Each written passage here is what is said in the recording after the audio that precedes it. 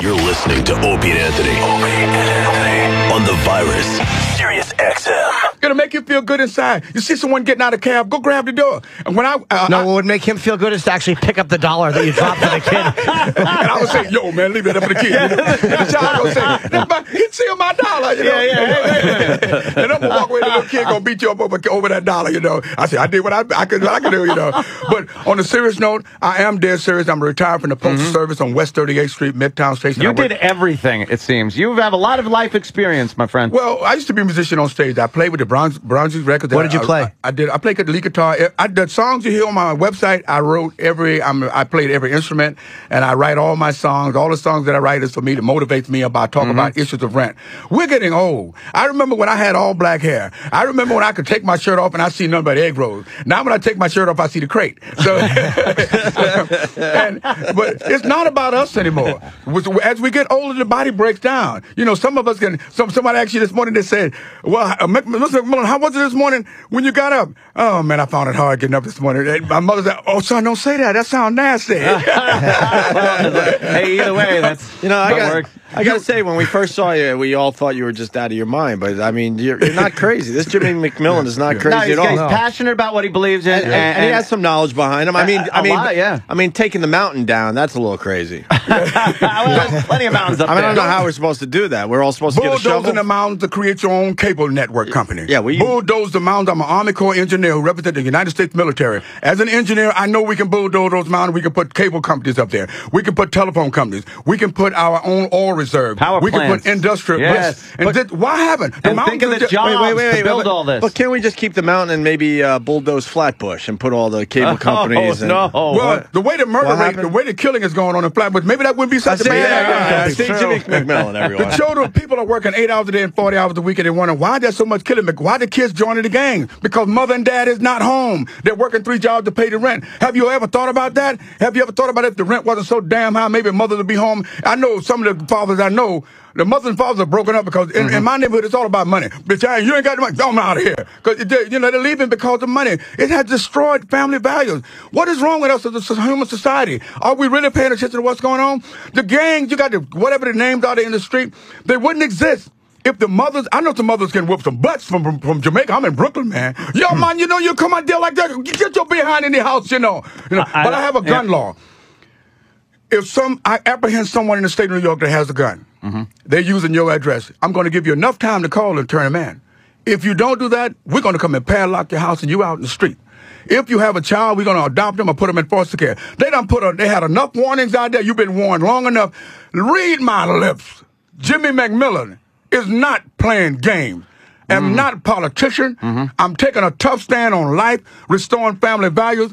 This is what I'm all about. I am a parent, and every child is my child, and your daddy is coming to the rescue. Jimmy wants to leave a legacy. I like that. That's what it is. Hey, I like that a lot. I got to ask you about this guy's full of piss and vinegar, as they say. A lot of energy. I got to ask you about Reverend Al, because it seems like the black community needs some big, solid black leadership.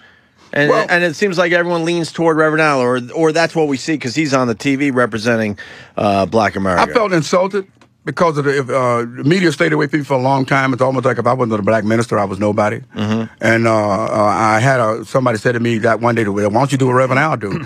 And I said to myself, I'm older than Al. I said, what's his mama name? Which means he could be my son. Oh, shit. So, your father in the footsteps of your daddy. I mean, whatever he did, I don't talk about him. I'm not him. I'm Jimmy McMillan, the most smartest, intelligent person who went through Vietnam. They're looking for POWs called John McCain and people like him. United States Army believed in me, so why can't you believe in me? I remember the general telling the whole resume of soldiers, if you follow Jimmy McMillan, you're going home.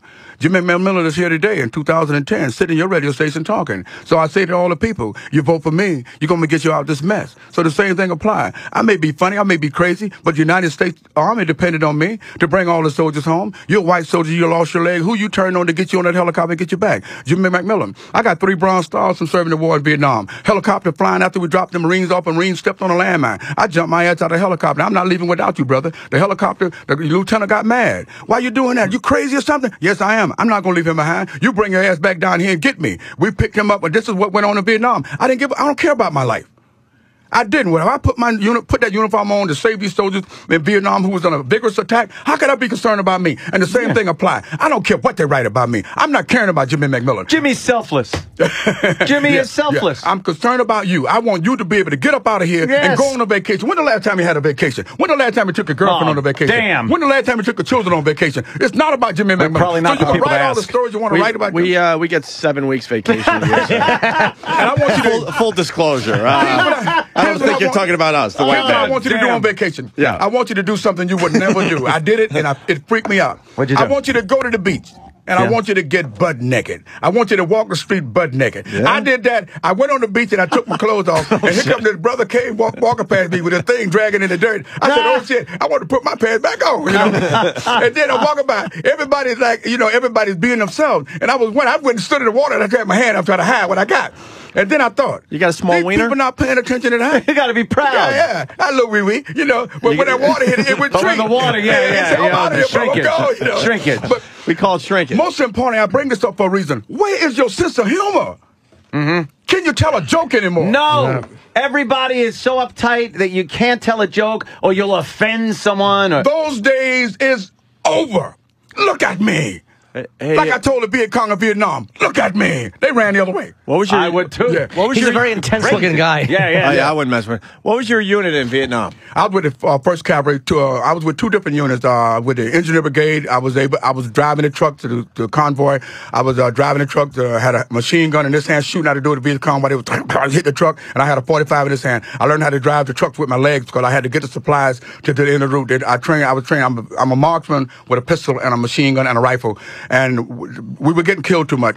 I was watching little babies on the side of the road. They had cut the baby's leg and put a mine up under the baby. And as we soldiers would go to, we very sympathetic towards babies laying on the ground. And as they go to pick it up, the Viet Cong would detonate it. And when I seen the wire, I would get out the truck, I would park the truck, and I would run to get that Viet Cong. And they told me again, you must be crazy or something. They could kill you. Who gonna kill me looking like this? And I was really You're like crazy. Rambo. You're like the Black Rambo. You heard an American. Oh, they're saying it right now. Rambro. Very good. Rambro. Any one of my American brothers, you're going to have trouble out of me.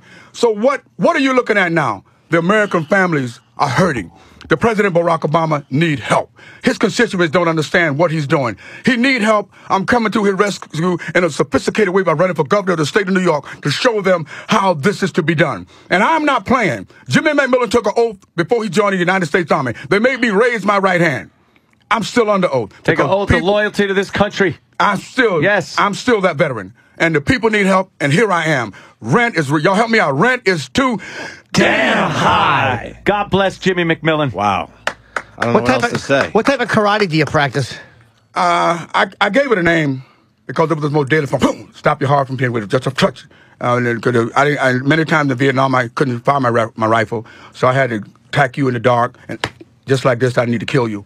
So I gave it a name when I came to America. I took the deadly forms out of it. I called it Shotokan and Nishin Goju-Ryu because I didn't know how to be treated in one. I still talk kind of hard and rough today. People say, why you talk so loud? Well, I was in a bomb explosion and I lost my right ear. So I lip read you guys and you guys are talking about it. If I don't understand you, that's why I say, huh. If I don't understand, I make sure to say, huh. She gets sick and tired of that. Why you wear your hearing aids? Why you wear your hearing aids? But I turned it into a lovable form called verbal judo. You mad at me? Me? Why you mad at me? Jimmy's very mad at you. This is verbal judo. This is what I can see. I thought he was really asking. I'm like, no. No, but you can see in his body language. This is what I teach. This is what I teach. There's no reason. Why you mad at him? What you mad at him for? Why you mad at him, Jimmy?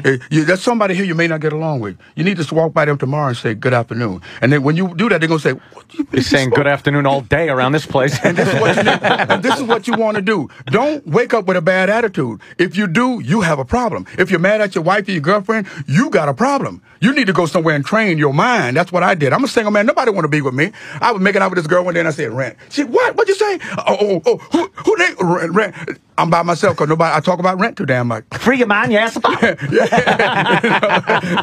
But that's the form that I teach. And I teach it. I do this to let everyone know I'm 64 years of age. You're not dead yet. Live this life out. And you all join me and stick with me. And let's put this country on the right track. Right now, we have went off to the left and the right. Everybody's talking about race. If you say something about Jews, you're anti-Semitic. If you say something about blacks, you're racist discriminating. And let me tell you, when I grew up, on my way to school, there were black folks hung upside the tree. I grew up with that when I was coming up as life. That was 1960-something. This is 2010. I have a 31-year-old son, and I'm waiting on a grandchild, and I hope she have a child, too, so I can spoil them to death. These children need you to fight for them having jobs. Get the hell out of the 60s. I lived through it. Don't take me backwards. We're moving forward from 2010 and beyond. That is where my conversation is. Okay, well, Mr. McMillan, you said something last year. That was last year. I